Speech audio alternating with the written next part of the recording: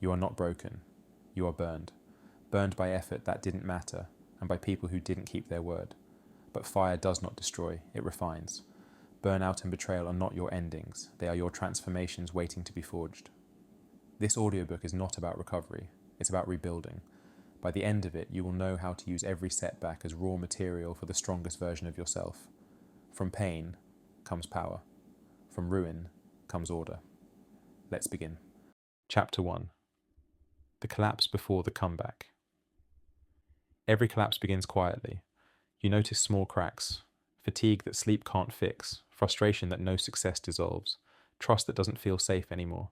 You tell yourself it's fine because your schedule looks full and your life looks functional, but under the surface you feel it, a deep exhaustion that no amount of motivation can disguise. That's how burnout introduces itself, not as chaos, but as fatigue that wears confidence down grain by grain until it finally caves in. Collapse doesn't always look dramatic. Sometimes it arrives in silence, the day you stop caring about what used to excite you, the morning you wake up heavy with dread for another day of pretending. When you reach that point, you aren't lazy or broken, you're depleted. You've been running on the borrowed energy of duty, expectation, and obligation that no longer fit your soul. Burnout is not proof of weakness. It's proof that you went far beyond your limits trying to meet standards that weren't sustainable. Betrayal, on the other hand, hits like lightning. One moment you trust, the next you're burned. You replay conversations, actions, signs you missed. You start to doubt your perception. How did I not see it? But betrayal, like burnout, exposes what was fragile in your foundation. When someone breaks your trust, they don't just hurt your feelings, they shatter your sense of structure. Everything you believed about loyalty, safety, and honesty collapses. What you must understand is that collapse doesn't destroy your worth. It reveals where it rested too heavily, on others' approval. Every life reaches this turning point. You stand in the ruins of old ambition, burnt relationships, or hollow success, and you ask, what now? The temptation is to rebuild too quickly, to grab pieces and force them back into place so you can feel stable again. But rapid reconstruction only recreates what broke you. Rebuilding begins not with construction, but with observation. You need to stand still among the wreckage long enough to understand what fell. Because if you rebuild blindly, you carry old weakness forward disguised as progress. The collapse before your comeback is not punishment, it's information. It's life handing you a report card on what no longer works. Every burnout moment exposes that you've been spending energy on things that don't return faith. Every betrayal teaches that your boundaries were too flexible, that loyalty without discernment is self-destruction. Collapse reveals the blueprint you need to change. It forces inspection of every piece, your habits, your circle, your priorities, your motives. When the first version of your life crumbles, so does the illusion of control. You start seeing how much of your identity was built on noise, titles, validation, other people's approval.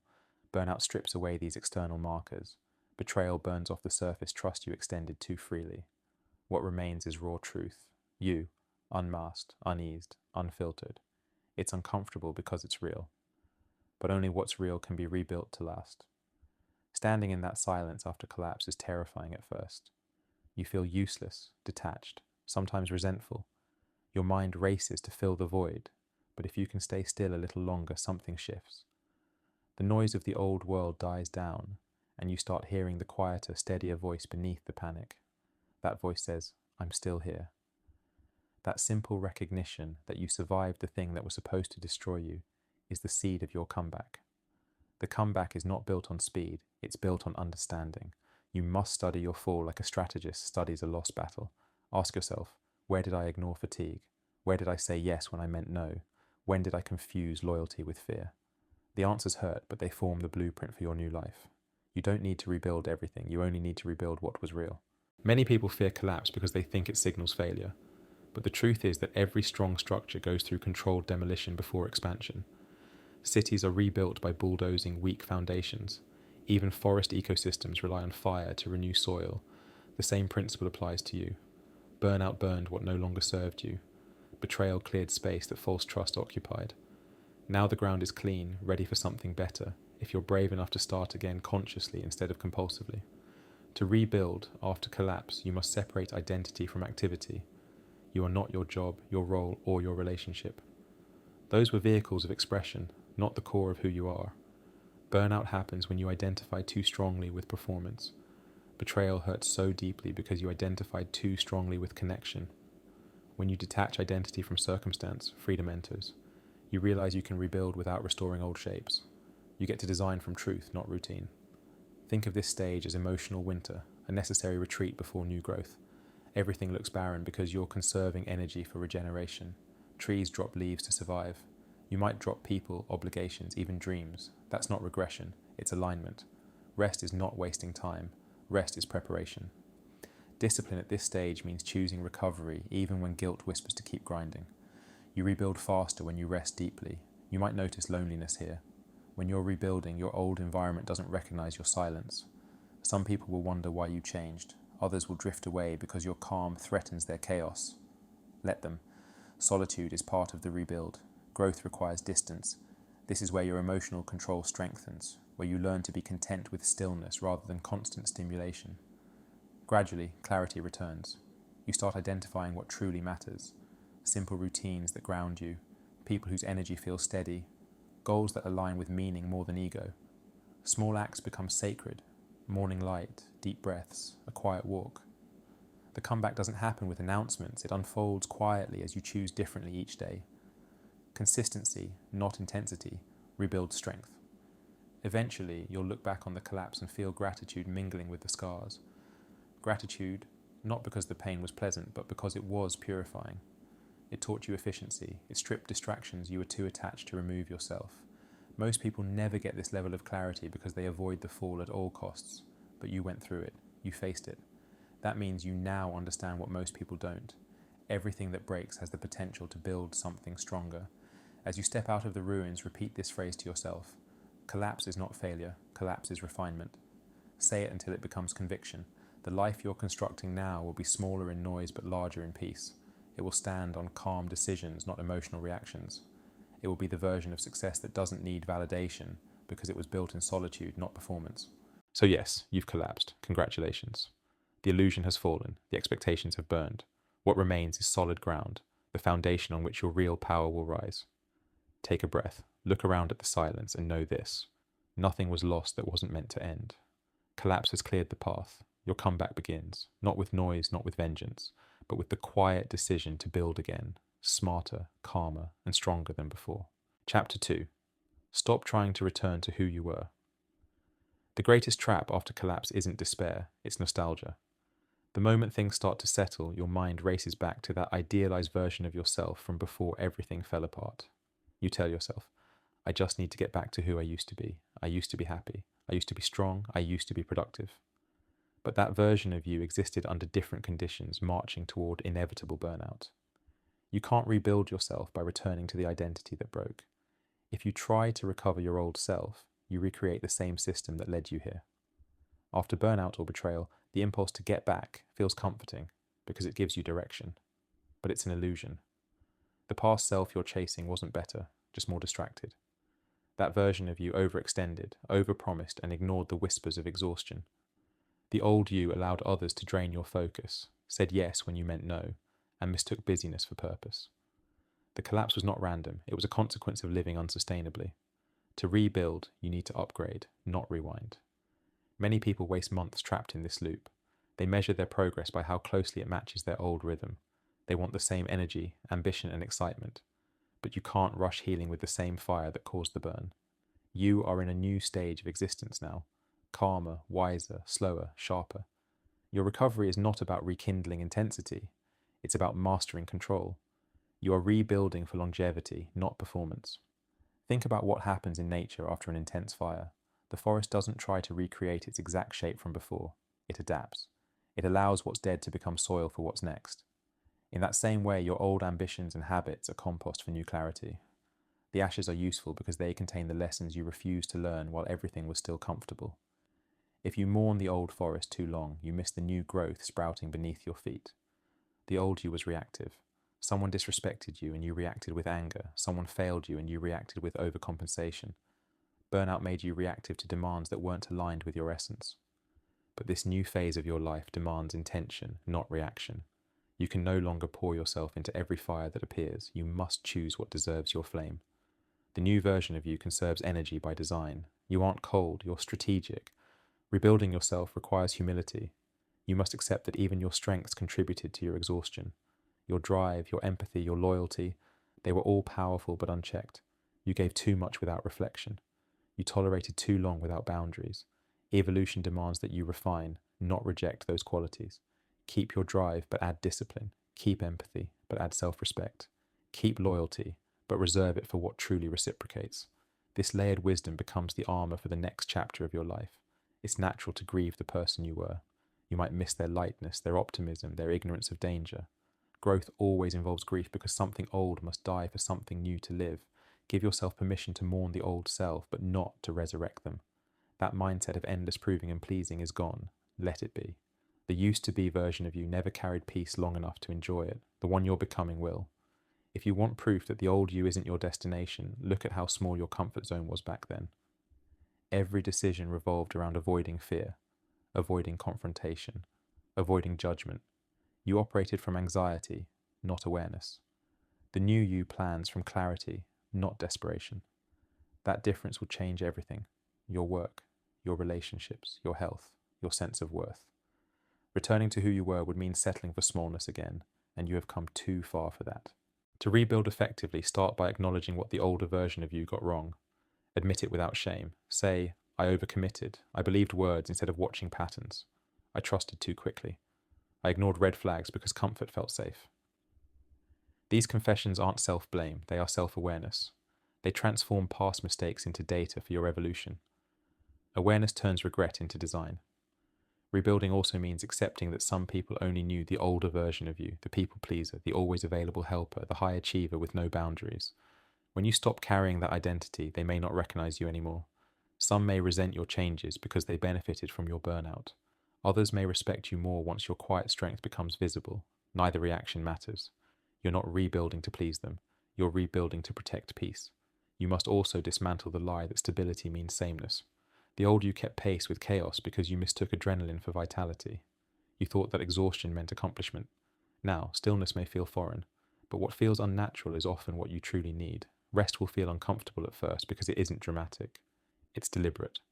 Learn to sit in that quiet without guilt. That's where your identity solidifies. One exercise that helps. Write a letter to your former self.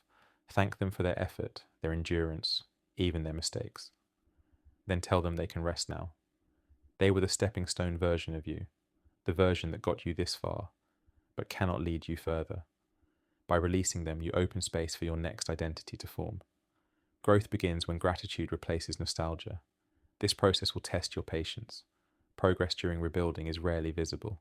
You'll have days when nothing seems different, when you wonder if you're growing at all. Remember, change hides inside repetition. While you implement small daily boundaries, adjust routines, and refuse old patterns, transformation is already taking root beneath perception. The forest always regenerates in silence before showing green again. Stop glorifying the old season of your life simply because it feels familiar. You aren't trying to get back to anything. You're moving through the fire into something refined. The former you chased validation, the new you embodies self-certainty. The former you work to be seen, the new you works to be effective. This is evolution, not recovery. Tell yourself this every morning. I am not returning. I am redesigning. Rebuilding is not about repair. It's about redefinition. It's a deep declaration that says, the lesson is learned. The chapter is closed. The urge to go back is really the fear of beginning again, but beginning again is where strength is born. And here's the paradox. You will never truly lose the best parts of your old self. The courage it took to operate on empty, the heart that kept giving, the persistence that endured. All of that stays. But now it's refined, balanced, tempered. It will serve you without destroying you. This is the wisdom of chapter 2. You're not on a road back, you're on a path forward. Rebuilding demands transformation, not imitation. Stop missing who you were before the fire. That person was built for survival. The one you're becoming is built for mastery. The ashes are behind you. Your focus must turn toward design, discipline, and renewal, because every moment spent looking backward delays the future that's trying to meet you. Chapter 3, Detach to Repair. When everything collapses, the instinct is to keep grasping, to fight for answers, to chase conversations, to hold on to what's already burned away. You replay words, scenes, and questions in circles because your mind cannot accept the silence that comes after a storm. You think if you keep moving, keep reaching, some kind of explanation will appear. But it never does. The noise doesn't heal you, it just keeps you dizzy. Repair begins only when you stop wrestling with the ashes and step away from the fire. Detachment is the most misunderstood form of discipline. People think it means indifference or withdrawal from life, but real detachment is deeper. It is the art of seeing clearly without being consumed. It's stepping back far enough to understand your feelings, yet not letting those feelings command you. Detachment is emotional distance built from self-respect. After burnout or betrayal, it is your first survival rule. If you stay in the chaos, you bleed out. If you walk out of it, you begin to clot and heal. At its core, detachment is permission. Permission to stop monitoring other people's actions and emotions. Permission to take your attention back from what no longer feeds you. Burnout often happens because you give attention to everything and reflection to nothing.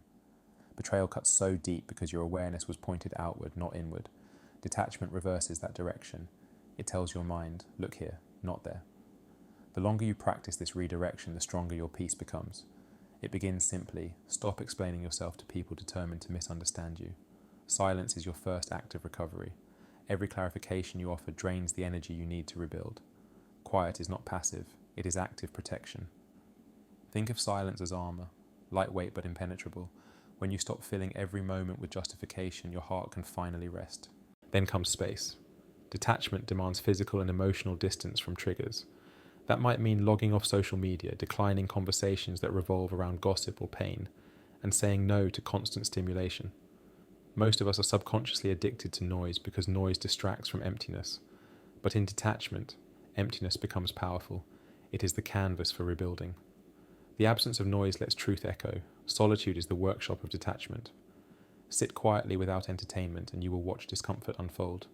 Your mind will replay every unfinished story, every apology you never received. It's important not to run from that discomfort. Sit through it. Listen carefully.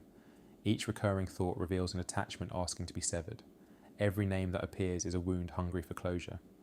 As you breathe through the repetition without reacting, the attachment weakens. Eventually, those thoughts lose their emotional gravity. The same memories appear, but they no longer pull you apart. That's freedom. People who can sit still are powerful because the world cannot manipulate silence. Detachment teaches you to observe chaos like a scientist, not like a participant. When you learn to watch emotion without immediately responding, you turn reactive pain into data. This anger shows where I feel bound. This fear shows where I lack boundaries. The disciplined mind transforms raw feelings into reports. The more detached you become, the faster you detect patterns before they damage you again. Detachment will offend people who thrive on your attention. The moment they see you withdraw, they panic. They'll accuse you of arrogance or coldness. Remember this, the same people who punished your boundaries will call your calmness avoidance. That's their discomfort, not your problem. Let them speak while you conserve energy. You're no longer performing empathy for people who never offer it in return. On this road, guilt may follow you like a shadow. You were trained to measure worth by accessibility. Every call declined and every message ignored can feel like betrayal.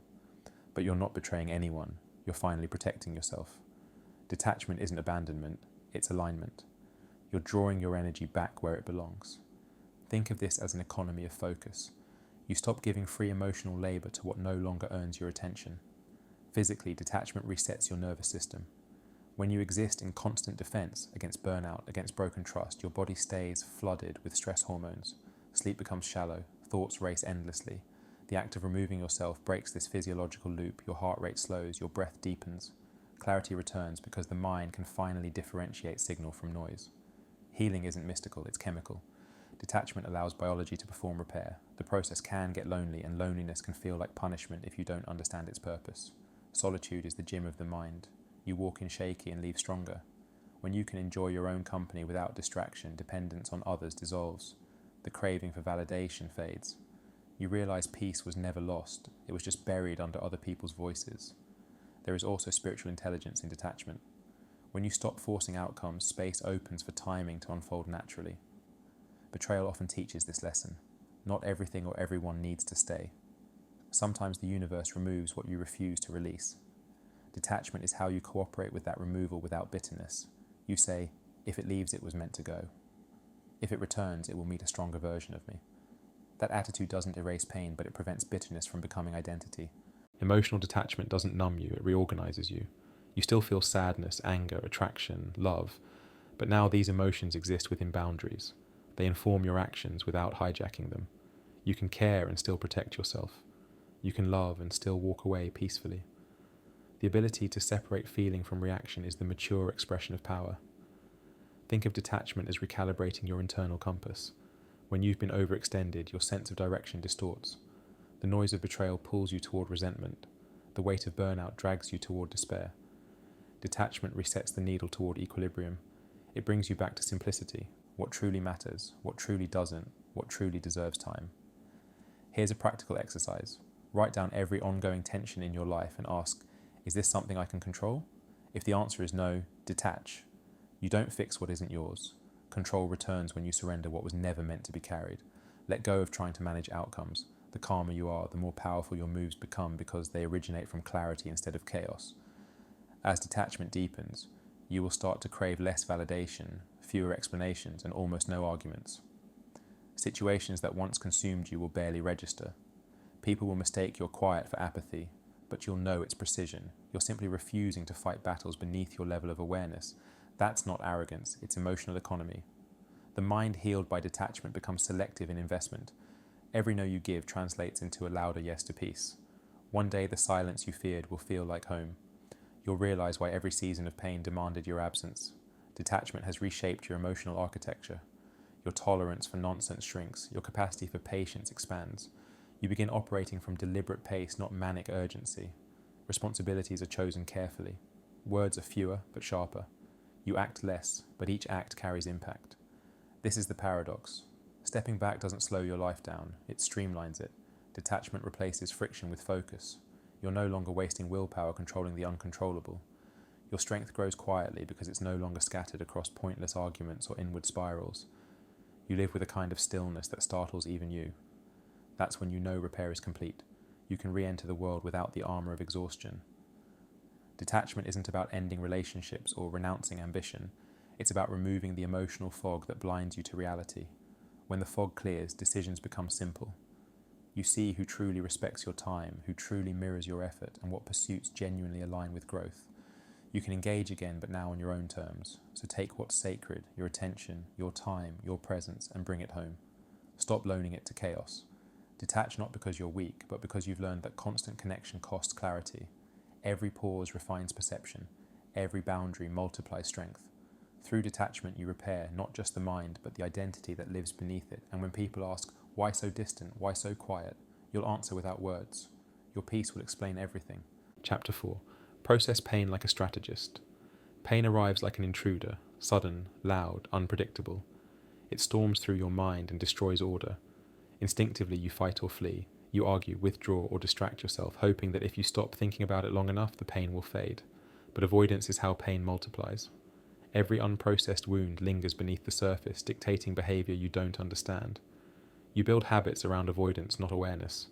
The disciplined person knows that real recovery begins not by running from pain, but by analyzing it. They learn to process pain like a strategist. A strategist doesn't take things personally, they take things seriously. When something hurts, they step back to study the pattern behind the moment. A general studies the battlefield not to cry over losses, but to understand terrain. That's what you must do with pain. Map it, learn from it, and make sure it never ambushes you the same way again. Emotional overwhelm turns into strength the moment you treat it as data instead of disaster. Start by naming the pain. Most people stop at vague labels. I'm hurt. I'm angry. I'm disappointed. But clarity is power. Was it betrayal, rejection, humiliation, exhaustion, loss of control? Each kind of pain teaches a different lesson. Betrayal instructs you about boundaries. Rejection reminds you of misplaced validation. Exhaustion shows where you're forcing energy. The more specific you get, the more useful the pain becomes. You cannot outgrow what you refuse to name. Once you've identified the pain, remove emotion from analysis. Write out the facts. Treat it like a report. What happened? Who was involved? What were the warning signs? Which instinct did you ignore? This is not an exercise in blame. It is an investigation of cause and effect. The goal is not to feel better instantly, but to understand better permanently. Clarity is long-term relief. Processing pain like a strategist also means separating emotion from narrative. When something hurts, instinct writes fiction. I'm not enough. Everyone leaves. I always fail. But those are conclusions, not truths. A strategist strips story from feeling. They say, this event triggered a familiar belief. Why? When you question your assumptions instead of defending them, pain points directly to the wound underneath. That's where healing actually happens. Remember this. Pain that is not studied becomes identity. If you don't analyze it, you'll start living inside it. You'll repeat sentences like, I'm the one who always gets hurt, or I can't trust anyone until they harden into belief. But beliefs built on pain are misprogrammed narratives. The disciplined mind doesn't let hurt design identity. It turns lessons into guidelines. Next time, less trust faster, slower promises, firmer boundaries. Strategy turns suffering into structure. Every strategist relies on observation. Instead of, why did this happen to me? Ask, what chain of events led here? You might discover that you gave before earning trust, ignored exhaustion signals, or chased validation through achievement. These are not flaws, they're systems that need updating. Burnout, heartbreak, or betrayal always expose errors in your operating manual. Pain provides the feedback your ego resisted. When the emotion is fresh, analysis feels cold, but this calmness is where safety begins. Think of thermoregulation. After fire, the environment must cool before rebuilding begins. The same applies to emotional burn. Let emotion burn out enough to see clearly. There will be time to feel later. Right now, the task is to study. Discipline means pausing rather than reacting. It's delayed expression for the sake of understanding. Adopt this mantra. Observe before reacting. When something hurts, picture yourself stepping to the side of your feelings, not under them. From that side angle, everything is visible. The pattern, the trigger, the lesson. You begin noticing how similar this pain feels to old ones. Same pattern, different setting. That repetition is your cue. It's the lesson you keep skipping. Identify the loop, and you break it forever. Strategic processing turns journaling into transformation. Don't just vent, dissect. Write facts, then emotions, then takeaways. Example, I was betrayed because I overtrusted early. Next line, boundary resistance equals vulnerability. Last line, next time, pace, trust, and verify before giving loyalty. Each line converts emotion into principle. This is how disciplined people write new mental code. Each page becomes blueprint material for the life you're building. One of the most difficult parts of processing pain is resisting the urge for revenge. The mind confuses justice with healing, but reaction steals focus from restoration. Revenge wastes energy proving a point to people who no longer matter. Strategists understand that energy spent outwardly delays inner rebuild. Let conduct be your response. Strength proven quietly is far louder than retaliation. Detachment combined with discipline turns pain into authority, not bitterness. Processing pain requires kindness too. Discipline is not self-punishment. This stage is about truth, not cruelty. There is a difference between accountability and shame. Shame traps you in emotion. Accountability frees you through improvement.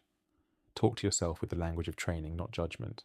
Instead of I failed, say I miscalculated, now I adjust. A strategist refines systems, they don't curse them.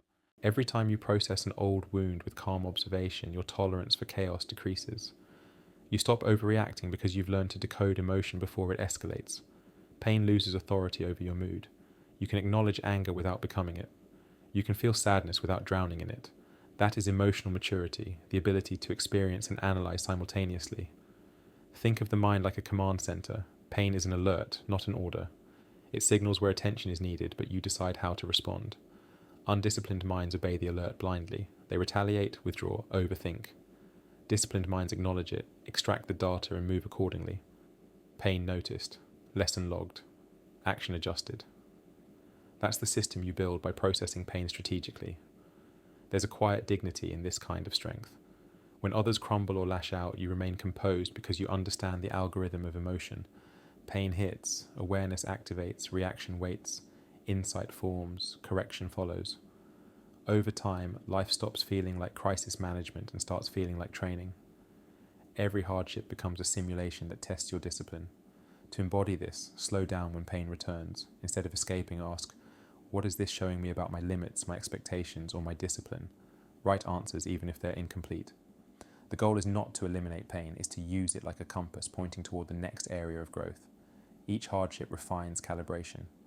And finally, remember this truth. Unprocessed pain controls you. Examined pain empowers you. Every scar carries data about where you stretched too far, where you trusted too quickly, where you ignored warning signs. Your job is to extract that data and archive it properly. Once catalogued, it can't surprise you again. Processing pain like a strategist doesn't make you emotionless. It makes you efficient.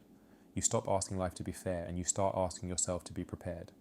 Pain was never meant to paralyze. It was meant to instruct. The disciplined mind treats suffering as a syllabus, examines it thoroughly, and graduates stronger every time. So the next time it hurts, pause, observe, take notes, adjust the system. Pain will either be your prison or your professor. The choice depends entirely on your discipline. This chapter is the pivot, the moment emotion becomes intelligence. Because when you process pain like a strategist, you no longer just survive events, you master them. Chapter 5. Burnout is a system failure, not a personal flaw. You didn't burn out because you were weak. You burned out because you were running a system that could not sustain what you demanded of it. Burnout is not a personal defect or lack of motivation. It's a mechanical failure of boundaries, priorities, and energy distribution.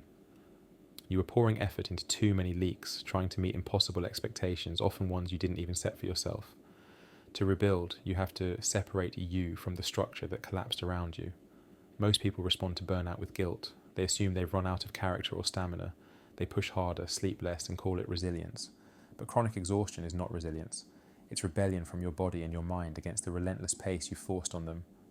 You can't fix burnout by doubling the behaviors that caused it. You fix burnout by engineering a better system, one designed for sustainability rather than performance at any cost. Think of yourself as an engine. If it overheats, you don't shame the engine. You check the design. Was there airflow? And was there overheating warning ignored? Burnout reveals the areas where design was ignored, where you kept saying yes out of fear, where rest felt like guilt, where deadlines mattered more than direction. The system failed because it prioritized output over alignment. A disciplined life runs on rhythm, not race. To rebuild, you must study your system as carefully as a scientist studies data. Map your days, your relationships, your habits. Where do you consistently lose energy? Which tasks feed your ego but starve your peace? Which people pull you back to constant reactivity? These patterns are not random, they're feedback loops. Burnout is a loud signal screaming that your systems are leaking. Silence the noise and you'll see that the problem was never your ability. It was your architecture. Rebuilding after burnout starts with permission to rest, not as reward but as requirement. Rest is not laziness, it's preventive maintenance. Every disciplined performer, every soldier, every athlete learns this. You can't stay battle ready without intervals of recovery. Your strength depends on balance between tension and release. Structure your days with that truth in mind. Deep work periods followed by deliberate detachment. Protect rest the same way you protect productivity. Next, design sustainable boundaries. Systems fail when they exceed capacity. You wouldn't overload a circuit. Don't overload your schedule. If a request or responsibility doesn't align with your main priorities, it leaks energy from the core mission. Say no without guilt. Every no strengthens the system's integrity. The moment you protect your capacity instead of proving it, burnout loses power. Another cause of burnout is over-identification with results. When your self-worth depends on achievement, every setback feels like doom. To repair that, separate identity from outcome. You may lose a project, a client, a race, but you don't lose yourself. You are the builder, not the product. Measure growth by consistency, not immediate success. Systems thrive on process, not perfection. Your digital habits are part of this system too. Constant connection mimics productivity but delivers depletion. Check your inputs. How often do you scroll after saying you're tired? How many times do you open messages that shift your focus instantly? Micro distractions drain as much energy as major problems. Detox from reaction. Create windows of uninterrupted silence. A precise system filters inputs ruthlessly because attention is its fuel. You'll know your system is healing when slowness stops feeling wrong. Burnout makes speed an addiction. You equate motion with progress. Recovery retrains you to equate purpose with peace. That doesn't mean giving up ambition. It means redesigning ambition into a disciplined tempo you can maintain without collapse. A well-built structure doesn't creak under pressure. It moves with it. Each morning, before you check your devices or messages, ask, what is essential today? Answer honestly, then structure everything around that clarity. If urgency tries to steal your schedule, remember, urgency is often someone else's chaos in disguise. Let their storm pass without stepping into it. Systems fail when they absorb problems that aren't theirs to solve. Burnout also exposes emotional imbalances. You tried to control things that could never be controlled, other people's feelings, outcomes, approval. That constant management depleted you. System redesign requires surrender. Focus only where influence is real. You are responsible for effort, not reaction. Let results unfold without obsession. Emotional intensity, like physical pressure, must have release valves built into the system or it erupts. Recovery doesn't demand grand gestures, it demands consistency. 10 minutes of deep breathing, 1 hour offline, one firm boundary enforced. These micro adjustments keep energy balanced. Over months, they rebuild endurance. Don't rush to feel normal again. Rebuild to feel stable instead. The old normal was dysfunction normalized. The new one will be quieter, slower, but infinitely stronger. As you design this new system, expect resistance from others. People who benefited from your overextension will miss your old availability. Let them. You are no longer a resource to be exploited. You are a structure under reconstruction. Efficiency replaces guilt. Focus replaces chaos. When they see your calm, they will call it coldness, but calmness is proof that the system is working. There is freedom in treating burnout as information. It shifts your mindset from blame to design. Each burnout teaches you what never to repeat. You learn that balance is not optional and that boundaries are acts of self-respect, not selfishness. Your energy is your currency. Waste it recklessly and you'll always feel bankrupt. Guard it and you'll always have resources to build. In the end, burnout refines your system. It deletes illusions of endless capacity, forces humility, and teaches structure. It pushes you from chaos to cadence. You realize that success you can't sustain isn't success. It's slow destruction packaged as achievement. When you rebuild your systems around rhythm instead of rush, your performance becomes peaceful. So stop shaming yourself for collapsing. Every breakdown was data. Every exhaustion was a red light you ignored until the engine stopped. Now you know better. You're not lazy, you're learning maintenance. Adjust the design, secure the boundaries, protect the pace. Burnout taught you the laws of sustainable momentum. Follow them, and you'll never have to crawl out of the fire again. Chapter 6. The Power of Boring Consistency. Greatness rarely arrives in sudden thunder. It whispers through quiet repetition. Most people never master anything because they spend their lives chasing sparks instead of building steady fires. They quit when excitement fades, when progress slows, when the process turns dull. But the disciplined know that boredom is not a barrier, it's a signal that mastery is near. Consistency, especially the monotonous kind, is the most underestimated power in the world. Your nervous system craves novelty. Every new idea, every change of routine gives a burst of dopamine, a momentary pleasure that feels like growth. Yet novelty without structure leads to cycles of distraction. You start projects that never finish, habits that never solidify. The real transformation begins when you ignore the craving for stimulation long enough to establish rhythm.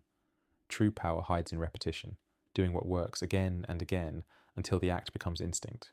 Consider an athlete who trains daily, a musician who practices scales relentlessly, a craftsman who files, polishes, and repeats. Individually, the sessions are dull. Collectively, they are destiny.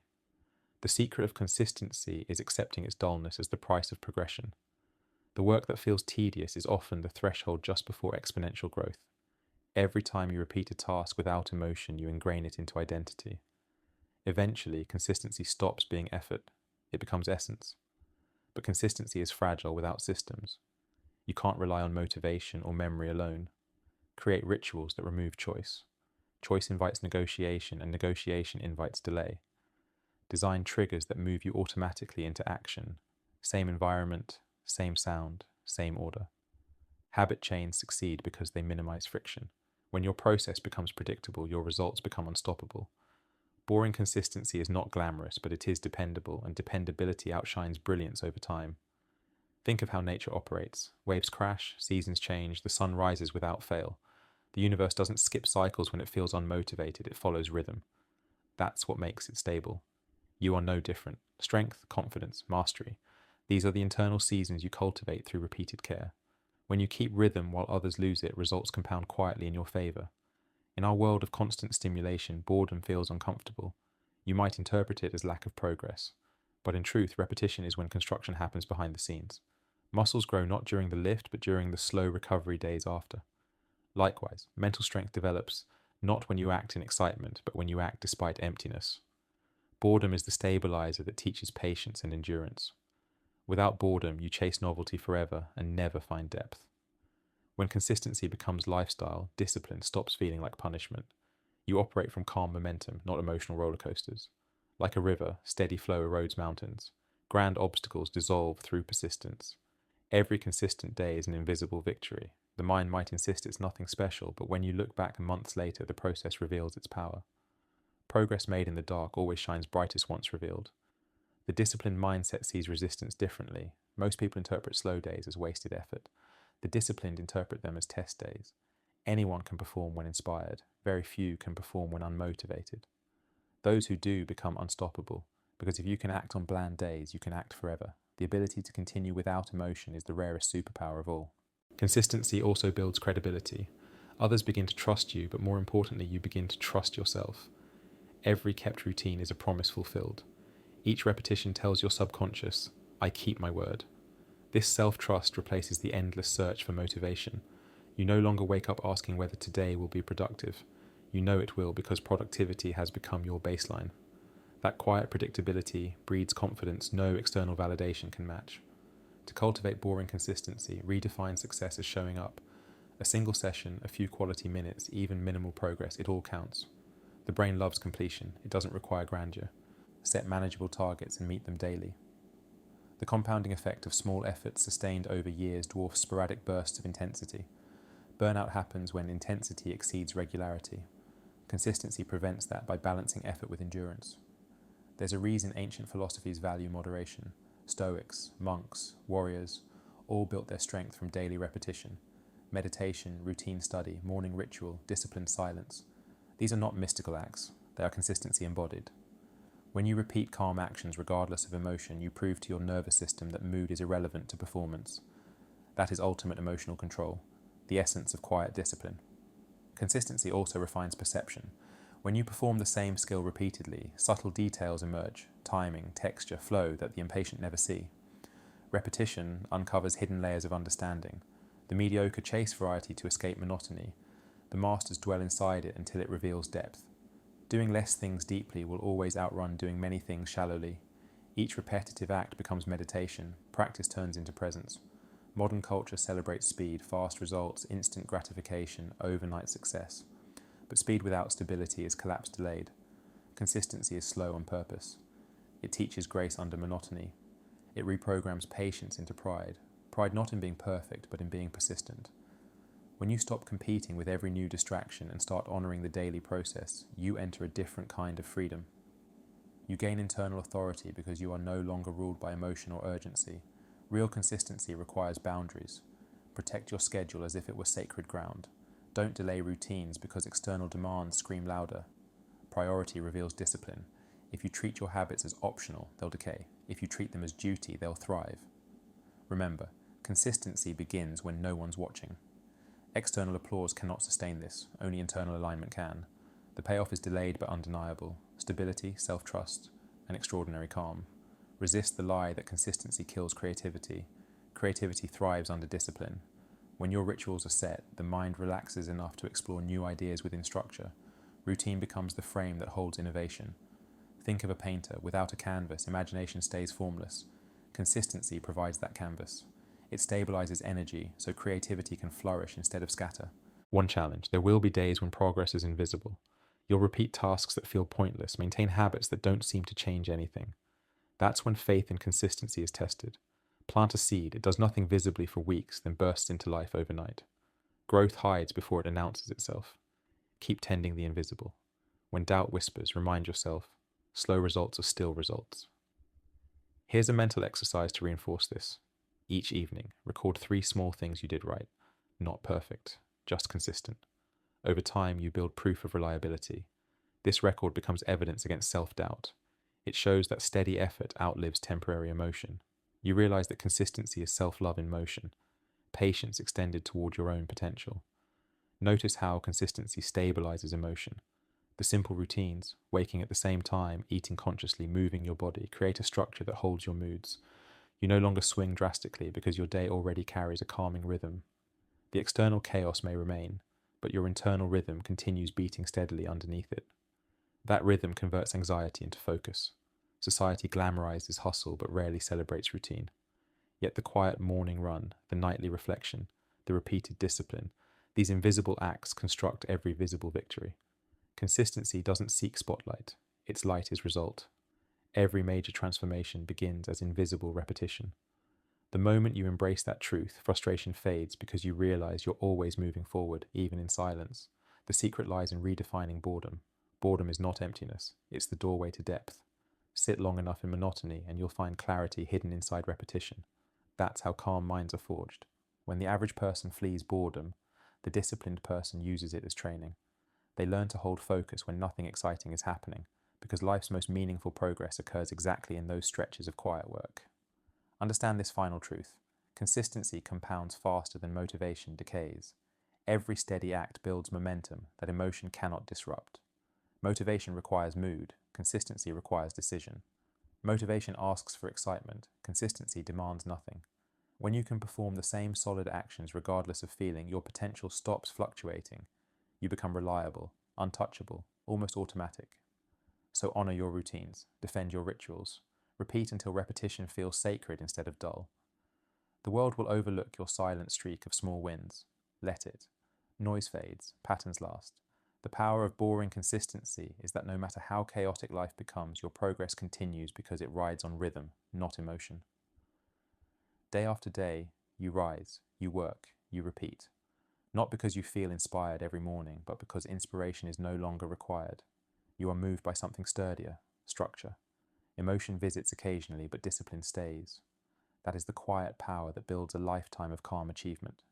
Keep going, not loudly, not dramatically, but faithfully. Because consistency doesn't shout its victories, it becomes them. Chapter 7.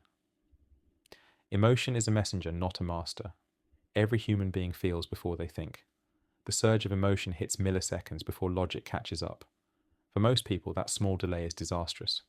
They live as servants to whatever they feel in the moment. Joy drives indulgence, anger drives destruction, fear drives retreat. The disciplined person learns a different sequence. Feel, pause, interpret, act. Emotion is allowed to speak, but never to command. When we are children, emotions rule us completely. We cry, shout, laugh without filter. Somewhere along the way, we're told to suppress them, to be strong, to stay composed. But suppression is not control, it's denial, and denial always leaks out as frustration. True emotional control begins with permission, not permission to react, but permission to notice. You acknowledge what you feel without obeying it. That acknowledgement ends the internal war between emotion and reason. Think of emotion as a messenger knocking on your door. Its job is to deliver information, not to move into your house. Anger may be telling you a boundary was crossed. Fear may be signaling an unprepared path. Sadness might be urging rest or reflection. Gratitude invites appreciation. The signal is priceless. The suffering begins when you confuse signal with identity. The message is, you feel anger. It is never, you are anger. The disciplined mind receives emotion and evaluates it like any other report. Message received. Thank you. Then it asks, is this useful right now? If yes, act strategically. If no, release it. Acting impulsively is like answering every notification that appears on your phone. You lose focus, create chaos, and exhaust attention. Controlled emotion means selective engagement. You respond only when necessary, never because of habit. Between stimulus and response lies the king's chamber of discipline, the pause. In that pause, power gathers, breath deepens, awareness returns. You might still feel a powerful surge, but instead of being swept away, you observe its texture. Is your anger protecting you or distracting you? Is your fear legitimate or imagined? Is your sadness truth or nostalgia? That interrogation transforms emotion from dictator to data. The second you ask questions, emotion loses automatic control. Learning this art requires practice because feelings are fast and thoughts are slow. Build the habit of micro pauses during daily irritation, the driver who cuts you off, the text that bothers you, the workload that sparks frustration. Each pause rewires response. At first it feels forced, later it feels natural. Eventually you realize you're no longer reacting, you're deciding. That subtle shift turns ordinary people into leaders of themselves. Emotional neutrality is not coldness, it's centeredness. It means keeping your inner temperature steady no matter the climate outside. When anger rises, neutrality keeps judgment intact. When excitement surges, it keeps humility alive. It's emotional thermostat control. The undisciplined mind rides emotional weather. The disciplined creates emotional climate. That's why the calmest individual in any room usually controls it. Stillness dazzles more than loudness. Suppressing emotion entirely, however, creates delayed explosions. So you don't silence emotion, you schedule it. Let anger speak on paper before it lashes out in speech. Write it, walk it, breathe it, then analyze it later. You process privately what others project publicly. That's emotional maturity. Confrontation with self before collision with others. Consider betrayal. The first emotion is rage, the reflex is expression. But expression under adrenaline rarely aligns with truth. It speaks from wound, not wisdom. The disciplined delay response until the temperature drops. When they finally speak, their words carry gravity because they have been filtered by reason. That's why silence unnerves people. It's evidence of reflection, not emptiness. Emotions are also physical. They live in the nervous system, not just the mind. When anger heats the chest, when anxiety tightens breath, when sadness drains movement, observe your body's reaction without judgment. That simple noticing diffuses intensity. A strategist learns their own physiological language. Heartbeat up means caution, chest tight means fear, relaxed shoulders mean control. Physical observation becomes the ally of psychological intelligence. There's freedom in realizing that you don't have to feel different to act differently. You can be angry and still polite. You can be afraid and still move forward. You can be tired and still disciplined. Emotional control doesn't erase reaction. It prioritizes values over impulses. You tell yourself, yes, I feel this, but my principles decide behavior. Over time, decision outgrows emotion and stability replaces volatility. One practice for mastering this is the 3-label rule. As soon as feeling arises, label it neutrally: anger, fear, embarrassment. Labeling activates the logical brain, shifting power away from the emotional center. Then say, it's temporary. 90% of emotions fade within minutes if not reinforced by thought. Most suffering comes from replaying, not feeling. Each label, each reminder shortens the storm's lifespan. Remember, emotion ungoverned leads to regret. How many apologies stem from words spoken in reaction rather than reason? The disciplined person minimizes apologies by mastering pauses. That self-command radiates dignity. It's the difference between control and chaos, between influence and dependence. You build emotional control the same way you build muscle: resistance, repetition, rest. Resistance: don't give in immediately. Repetition: keep practicing calm under pressure. Rest: process solitude regularly so your emotions don't overflow. The pattern is cyclical and cumulative. Just as consistent workouts reshape the body, consistent pauses reshape your temperament. In relationships, emotional steadiness fosters trust. People feel safe around someone who doesn't erupt or collapse constantly. Calmness communicates reliability. It signals that you live by structure, not spike. That's authority earned through restraint. In teams, families, and leadership, emotional control becomes quiet influence, the power to stabilize others' panic through your composure. Emotions also color perception. When you're angry, everything looks insulting. When you're sad, everything looks hopeless. Control restores color accuracy. You start seeing events as they are, not as your mood interprets them. This vision clarity prevents overreaction. You can't control the external world, but by controlling interpretation, you control experience. Emotional detachment doesn't mean you stop caring about people. It means you stop depending on their mood to define yours. That independence is liberation. You can be surrounded by negativity and remain aligned. Your joy becomes self-generated, your peace self-maintained. The world no longer pushes you like a leaf. You move like stone in a river. Water flows, but stone remains. Every emotion, once understood, becomes tool instead of threat.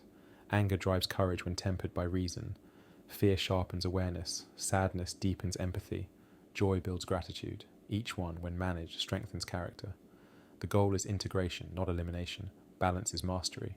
When you feel emotion rising, whisper internally, messenger, not master. It will remind you to step back, analyze, and extract meaning before movement. You'll notice how drama diminishes in your life. Conflict fades quickly because you no longer match other people's emotional frequency. You answer rage with reason and confusion with calm. Eventually, you become the equilibrium in every environment. This is the quiet strength that others call mystery, the power to remain composed when everything around you begs for reaction. It's not lack of feeling, it's leadership over feeling. Once you reach that state, your reactions become deliberate, your relationships stabilize, and your goals stay consistent regardless of mood. Emotion still knocks, but you answer only when it serves direction. That's the ultimate transformation. You no longer fear feelings because you've learned their language. They speak, you listen, you decide. Chaos loses leverage. You stay steady. Because once emotion becomes messenger, discipline becomes master, and mastery is freedom. Chapter 8. Isolation is strength training for the mind. Isolation has a terrible reputation. People treat it like exile, a punishment, something to avoid at all costs. Yet every person who's rebuilt themselves after collapse has done it in silence, outside the crowd. Noise keeps wounds raw, distance allows them to close. What feels like disappearance is often construction. Solitude isn't rejection, it's rehearsal for clarity. When life goes quiet, your mind protests. It throws noise from memory, worry, and doubt toward the vacuum. The first few days of isolation feel like withdrawal because you've lived addicted to stimulation, messages, validation, distraction on demand. You associate solitude with loneliness because you haven't trained for it. But isolation isn't absence, it's friction removed. Once the withdrawal ends, peace enters with a sound you've forgotten, your own thoughts moving without interruption. Isolation converts external dependence into internal strength. Think of it like mental weightlifting. Every hour spent alone builds endurance. You learn to sit with discomfort, to hear your inner voice without the echo of opinion. At first the quiet stings, eventually it soothes. Noise hides anxiety. Silence uncovers it so you can heal it. That's why most people avoid solitude. It demands confrontation with self. But avoidance is delay. You can't rebuild identity while drowning in distraction. During rebuilding seasons, protect seclusion as sacred. Limit your circle to those few whose presence feels like peace, not performance. Reduce consumption of constant information that drowns intention. Detach from the digital chaos masquerading as connection. When you shrink your world temporarily, you expand your awareness permanently. What remains are essentials: your values, your goals, your flaws, your strengths. Solitude filters authenticity. Isolation breeds independence. When no one is watching, you learn integrity. When no one praises you, you learn intrinsic motivation. You stop posting progress for applause and start building for purpose. Discipline matures in quiet intervals, not under spotlight. That's why the strongest minds often look invisible. They're busy refining accuracy when the world is chasing attention. The more you practice self-containment, the less validation can manipulate you. Approval loses leverage. Use solitude as laboratory. Observe how you react when there's nothing to react to. Write down thoughts without editing. Track patterns of focus and fatigue. The act of spending time with yourself shows you who you actually are, not the persona shaped by company. From that awareness, you can design days that align with your real priorities instead of external pressure. Isolation isn't forever, it's foundational. You withdraw to rebuild systems that can function later under noise. It's strength training, gradual, heavy, repetitive. Alone, your mind learns to generate calm internally so that public chaos no longer disrupts you. The crowds you re-enter afterward will feel less intoxicating because they no longer define your rhythm. Silence becomes home base, engagement becomes choice. Many fear isolation because they equate absence of people with absence of worth. But the truth is that solitude doesn't reduce value, it reveals it. Diamonds form away from view, under pressure, in darkness. You are refining under the same law. Rebuilding requires privacy because growth exposes vulnerability, and vulnerability needs protection until its strength. The tree grows roots before branches, so do you. In solitude, you also relearn simplicity. Fewer words, fewer inputs, fewer obligations. Complexity collapses. You start seeing that most stress isn't from work, it's from overcrowding. You carried too many opinions, too many expectations, too many virtual lives. Isolation cleanses overload. The absence of noise sharpens direction. You begin to operate from clarity rather than urgency. You don't have to withdraw completely. Structure-controlled isolation. An hour a day without devices. An occasional weekend unplugged. A morning spent in silence. These micro-retreats accumulate into calm. They train your nervous system to exist without constant external stimulation. They remind you that aloneness isn't lacking, it's restoring. Every quiet interval increases attention span, lowers emotional volatility, and deepens patience. Eventually, solitude stops feeling like pause and starts feeling like power. You look back and realize the stillest seasons produce the strongest structure. You'll notice that your best ideas arrive when interruptions stop. What once felt empty now feels full of opportunity. The space where thought, creativity, and self-respect regenerate. Isolation will change the texture of your relationships. You'll choose company for alignment, not escape. You'll prefer depth to excitement. Conversations will slow, attachments will simplify. You will value presence over performance. That shift attracts higher quality energy naturally, without effort. When you stop needing people for distraction, you begin meeting people for resonance. If anxiety returns, remember, solitude doesn't create loneliness, revelation does. You see yourself clearly, and what you see demands change. That's progress. Sit through the discomfort. It's your old patterns dying. Stillness feels tight only until strength replaces dependency. When the time comes to step back into movement, you'll move differently. You'll walk slower, speak less, listen more. You'll work from concentration, not compulsion. You'll trust your own pace. This rhythm born in solitude will shield you when noise returns. Isolation has built leaders, thinkers, healers, and warriors throughout history because solitude strips illusion. Without audience, you face capability and weakness alike. What you make peace with within can no longer harm you without. That's liberation. So when the world tells you to fill every silence, to stay connected constantly, to fear being alone, do the opposite. Close the door. Let quiet surround you until stillness stops feeling like absence and starts feeling like armor. What you build here, no one can take. Because after isolation, you don't just return stronger, you return immune to chaos. Chapter 9. Standards over feelings. Everyone has emotions, but very few have standards. Feelings shift like weather, unpredictable, unreliable, uncontrollable. Standards are structure. They keep you steady when your moods can't. People who win long-term don't obey emotion, they obey principles. You may not feel like showing up today, but your standard says you will. You may not feel disciplined, but your standard says discipline isn't optional. This is how the mature rebuild strength, through code, not through comfort. You've lived long enough to see what happens when you let feelings drive. You say yes when you should say no because guilt whispers. You skip your priorities because fatigue lies. You lash out because anger insists it deserves a voice. Feelings promise release, but they deliver regret. Every collapse, every bad decision, every broken boundary comes from treating emotion like authority. Standards rescue you from that chaos. They act as your operating system when emotions malfunction. The disciplined mind builds a code before crisis. Soldiers call it protocol. Artists call it discipline. Philosophers call it virtue. No matter the name, the principle is the same. When feeling fails, follow procedure. Procedure doesn't depend on motivation. Procedure doesn't ask permission. You follow it because it's law written by your higher self. When you live by standard, chaos becomes manageable. A strong system is freedom from mood. Start defining standards bluntly. I do not lie. I do not skip training. I treat people with calm respect even under pressure. Write them down. Then guard them like internal commandments. Standard isn't aesthetic, it's enforcement. Most people write rules they never apply. Enforcement turns discipline from idea to identity. Each time you keep your word when it's inconvenient, you prove that feelings are background noise and principle is command. The undisciplined make decisions when they're emotional. The disciplined make decisions first, and emotions learn to follow. This is self-leadership, reversing the power order inside you. Your body might crave comfort, your mood might beg for escape, but the commander, your code, gives the final order. That's not cruelty to yourself, that's clarity. Without internal command, you live as a collection of impulses pretending to be a person. Standards simplify life. You no longer waste energy debating every choice. There's a peace that comes from not negotiating with weakness. The decision is already made. I train, I study, I execute. I rest strategically, not spontaneously. Simplicity sharpens focus. Emotion thrives on confusion. Structure starves it.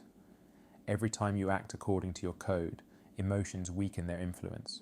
They still exist, but they lose their vote. But don't mistake rigidity for strength. Standards are designed for consistency, not cruelty. It's not about punishing yourself. It's about protecting your direction.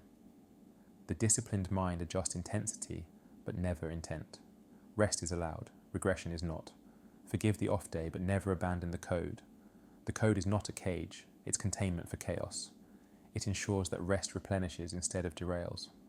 Standards define relationships too. If you set them clearly, they act as filters. The wrong people will call your boundaries arrogance. The right people will see them as trustworthiness in action. A personal code doesn't just protect you, it trains others how to treat you. You teach the world how to engage by the level of discipline you display. You stop announcing values verbally because consistency speaks louder. You will face emotional storms designed to test this code. Fatigue, heartbreak, insecurity, all tempt you to lower the bar. The question is not whether emotion will visit, it's whether you'll offer it authority. When you feel weak, remember, the standard exists to lead you through weakness.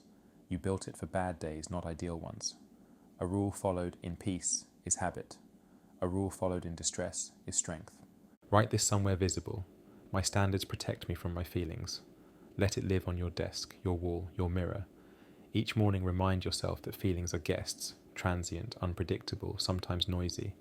Standards are architecture, stable, reliable, immovable. When emotion screams, let structure whisper louder. Calm repetition triumphs over chaotic reaction. The hardest part of living by standard is consistency under pressure. Humans crave exception, just this once. Every just once chips away at integrity. Every concession teaches your brain that the line is flexible. Soon you'll find every moment becomes just this once. The disciplined person refuses exceptions because they understand that self-trust dies faster than motivation. Compromise is corrosion. One ignored rule infects all others. Protect your integrity as if it were oxygen. One crack suffocates everything. Emotions often disguise themselves as reason. They dress up as logic. I deserve a break. This person needs my help. I'll do it later. But behind every convenient justification lies avoidance. The stronger your feelings, the stronger your justification will sound. Learn to interrogate logic that appears during high emotion. It's often manipulation in disguise. Pause, breathe, return to code. What would my disciplined self decide? Act accordingly. High standards terrify mediocrity. When you live by them, you'll make some people uncomfortable. They'll call your commitment obsession, your caution paranoia, your calm detachment arrogance. Ignore commentary. Principles are not democracies. The disciplined are often misunderstood because they speak a different emotional language, one of reason and restraint. Society applauds drama and punishes control, but the controlled always outlast the dramatic. To maintain standards, create small rituals that anchor identity each day. Morning structure, physical training, reading, evening reflection. These remind you daily who's in charge. Not mood, not external chaos, but internal law. Rituals are your daily referendum reaffirming control. Even small adherence, making your bed, arriving on time, signals dominion over emotion. Mediated consistency in small acts produces domination in larger ones. Over time, standards become serenity. They transform from discipline into comfort. You stop fighting feelings because they no longer dictate your rhythm. Anger appears but never interrupts. Fear whispers but never commands. Temptation knocks but never enters. You feel everything and break to nothing. That's the quiet confidence of a life governed by principle. Understand this truth. Feelings are temporary tutors. They show where attention is needed. Standards are the architecture where you apply that lesson. Emotion reveals, standard resolves. You need both, but in order. Feel, understand, execute according to code. When the storm of mood passes, stability remains. You'll wake steady regardless of energy. You'll act correctly regardless of praise. The disciplined do not need inspiration. They require only reminder. Every evening ask, did I serve my standards or my feelings today? If the answer is feelings, adjust. If the answer is standards, rest, because you ruled yourself well. A person ruled by emotion may look alive but burns out quickly. A person ruled by standard is quiet, focused, almost unshakable. They rise at the same pace, fall at none. Their consistency intimidates chaos. You can become that person. That is the essence. To build a code so strong that even when emotion surges, you move with precision. Feelings will visit, but they will no longer steer. They are the weather, you are the sky. They may change how it looks, but never what it is. And when people ask how you stay calm through storms, how you keep producing when tired, how you move without motivation, your answer will be simple. I don't follow feelings, I follow standards. Chapter 10. Discipline is freedom. Most people think freedom means doing whatever they want, whenever they want. They picture freedom as endless options, no restrictions, and constant comfort. And yet, the ones who live that way, without boundaries, without focus, end up trapped. Trapped by fatigue, trapped by impulse, trapped by regret. Because freedom without discipline isn't freedom, it's chaos. True freedom begins the moment you take control of yourself. Discipline doesn't limit life, it organizes it. It's the structure that allows energy to flow in the right direction. When your days have order, you stop wasting time deciding what matters. You already know. Discipline creates rhythm, and rhythm is movement without friction. It's efficiency that feels like peace. Imagine a soldier, a musician, an elite athlete. At first, their routines feel rigid, almost punishing, but eventually that repetition liberates them. They move freely inside the boundaries they built, because when behavior no longer demands negotiation, focus becomes automatic. Think about the times you were most at ease. It wasn't during excess, it was during clarity, when you knew what needed to be done and did it without hesitation. That is the texture of freedom. The chaotic mind calls it restriction. The disciplined mind calls it relief. Structure relieves you from mental clutter. You no longer waste energy on indecision because your path is predetermined by principle. Every no given to distraction expands the place where progress can grow. The undisciplined spend their days reacting. They jump from stimulation to stimulation, chasing feelings. Their time, emotion, and even their self-worth belong to outside forces. A notification, a mood, a person can derail their purpose in seconds. But when you live by discipline, outcomes no longer control you. Whether conditions are favorable or not, you act on principle. That constancy is freedom, the ability to choose your path regardless of circumstance. Discipline is a series of small self-contracts, how you treat your time, your body, your focus, your reactions. Each contract defines the boundaries of your freedom. You wake early not because it's heroic, but because it guarantees solitude before chaos begins. You train your body not to impress, but to prove you still command your will. You speak less, listen more, and spend precisely because optional noise steals essential clarity. In mastering those micro choices, you create a macro life that feels light to carry. Freedom without discipline is consumption. Freedom through discipline is creation. One drains, the other builds. Every artist, monk, and visionary lives under this truth. They restrict to concentrate. They detach to create. Every rule they follow liberates mental bandwidth for deeper work. That's why you must stop confusing ease with liberty. Ease sedates, discipline sharpens. Ease makes you dependent on comfort. Discipline makes you dependable through discomfort. Discipline calms anxiety because it replaces chaos with certainty. The disciplined person doesn't wonder what tomorrow demands. Their schedule already knows. They don't need motivation to start. The process already began. Decision fatigue, procrastination, emotional swings, they fade when identity is built on action rather than feeling. The freedom of this life is subtle but profound. You move without permission, act without delay, live without constant self-doubt. Recovery from self-sabotage also begins here. When you've betrayed your own potential enough times, you realize that every undisciplined choice is a small betrayal of freedom.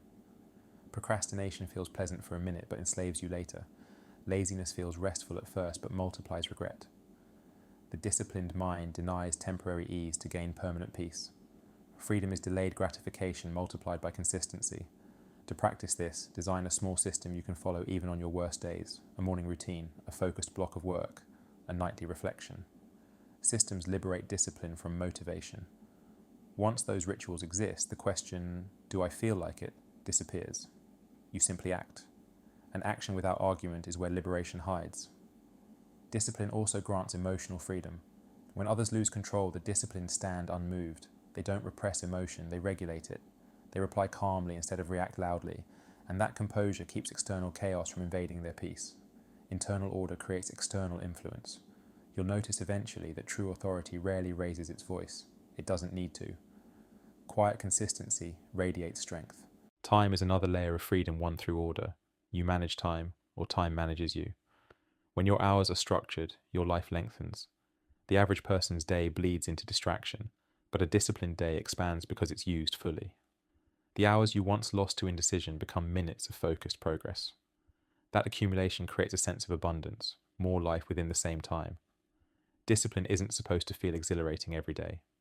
Some days it feels mechanical, repetitive, even dull. But that is the point. Freedom isn't won in excitement, it's maintained in stability. Each act of discipline strengthens the internal muscle that refuses collapse when winds change. When discipline becomes habit, you can face chaos with serenity. Chaos outside cannot damage order inside. Many people fear discipline because they confuse it with control from others. They think of rules imposed by authority. But self-discipline is self-respect. It's self-authored structure. You build the boundaries because you value the life inside them.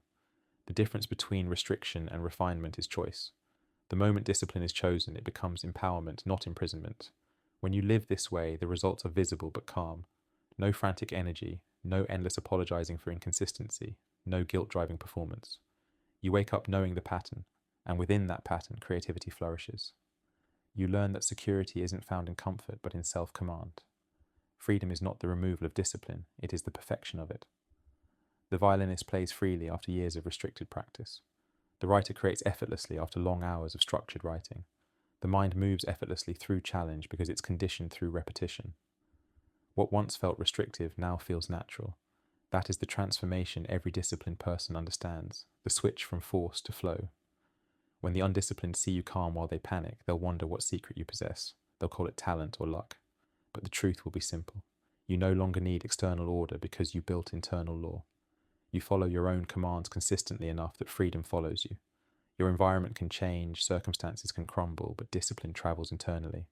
It's unbreakable luggage. So take one last look at the cycle you left behind, the burnout, the betrayal, the chaos of emotion, and see what freedom really means now. It isn't absence of effort, it's mastery over effort. Discipline has turned pain into precision, fear into focus, impulse into intention. That is a life you designed, not one you simply survived. Repeat this to yourself. Freedom isn't the absence of rules, it's the presence of reliable ones. Live it. Because once discipline becomes instinct, nothing external can cage you. You are free not because life stopped testing you, but because you no longer depend on simplicity to stay strong. Through order came power, through obedience came liberation. Discipline is freedom, the proof is peace. You've walked through collapse, silence, and reconstruction. You have witnessed how pain first breaks you, then shapes you, then serves you. Burnout emptied you of illusions. Betrayal emptied you of dependence. What's left is the distilled version of you sharp, disciplined, unstoppable. From now on, you do not chase restoration. You practice it daily. You wake up calm. You execute with focus. You guard your peace like treasure. You trust slowly, act wisely, and move quietly. Burnout taught you limits. Betrayal taught you boundaries. Together, they taught you mastery. So here's your command. Rebuild yourself, piece by piece, day by day, without drama, without noise. Because pain was never meant to end you. It was meant to upgrade you. Now walk forward, stronger, quieter, freer, reborn in discipline, powered by everything that once tried to burn you down.